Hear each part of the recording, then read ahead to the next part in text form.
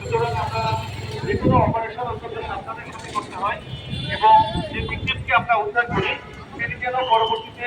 Secondary কোনো আঘাতে আহত না হন সেদিকেও খেয়াল রাখতে হয়। এই জন্য উদ্ধার কার্যক্রম এবং ফায়ারফাইটিং কার্যক্রম খুব সাবধানে আমাদেরকে করতে হয়।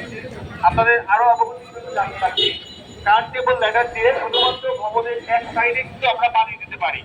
অর্থাৎ ভবনের যে পেছনের অংশগুলো সেগুলোতে কিন্তু যথেষ্ট পরিমাণ ফায়ার ফাইটার যারা রয়েছেন তারা